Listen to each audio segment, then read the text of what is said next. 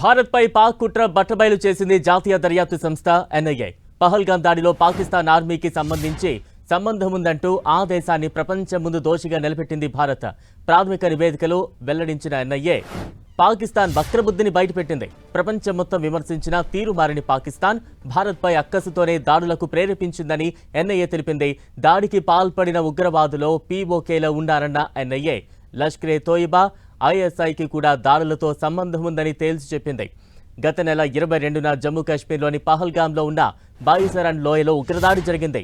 ఈ దాడిలో 25 మంది భారతీయులు, ఒక నేపాల్ పౌరుణ్ణి ఉగ్రవాదులు పట్టునబెట్టుకున్నారు.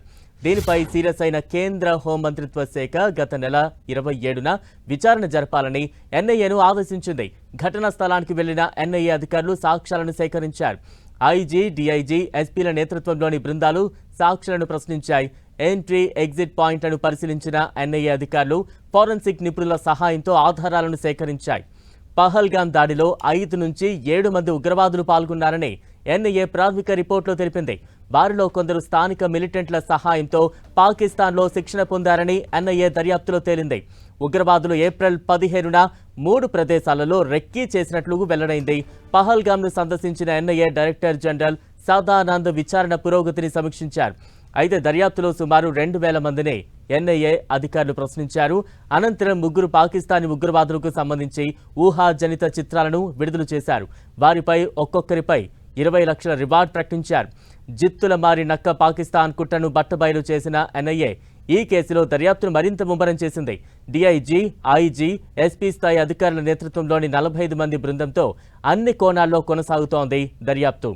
వక్రబుద్ధితో పాక్ చేసిన దురాగతాన్ని బహిర్గతం చేసిన ఎన్ఐఏ మరిన్ని కీలక విషయాలు రాబట్టేందుకు రంగంలోకి దిగింది. ఇందులో భాగంగా పహల్గాం ఉగ్రదాడి కేసులో ఇప్పటివరకు భారీ సంఖ్యలో అనుమానితులను ఎన్ఐఏ అరెస్టు చేసింది. అందులో సుమారు 186 మందిని కస్టడీలోకి తీసుకుని ఎన్ఐఏ విచారిస్తోంది. ఉగ్ర ఘటనకు ముందు, ఘటన జరిగిన రోజు బైసరన్ వ్యాలీలో ఉన్న పర్యాటకులు, ప్రత్యక్ష సాక్షులు, జిప్ లైన్ ఆపరేటర్లు, హోటల్ యజమానులు, టూరిస్ట్ గైడ్స్, పర్యాటకులు ఇచ్చిన వాంగ్మూలాలు, పర్యాటకులు తీసిన వీడియోల ఆధారంగా కేసు దర్యాప్తు ఎన్ఐఏ ముందుకు తీసుకువెళ్తోంది.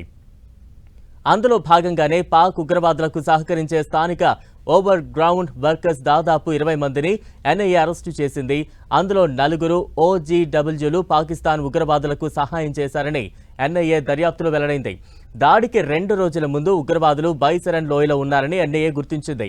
భారీ ప్రాణ నష్టం లక్ష్యంగా ఉగ్రదాడులకు ప్లాన్ చేసిన పాక్ గత నెల 22న బైసరన్ లోయలో పర్యాటకులపై కాల్పులు జరిపింది. ఉగ్రవాదుల లక్ష్యం భారీ ప్రాణ నష్టమే అయినప్పటికీ ఈ ఒక్క ప్రాంతమే కాకుండా మరో 3 ప్రదేశాల్లో ఉగ్రవాదులు రెక్కీ నిర్వహించినట్లు ఎన్ఐఏ దర్యాప్తులో తేలింది.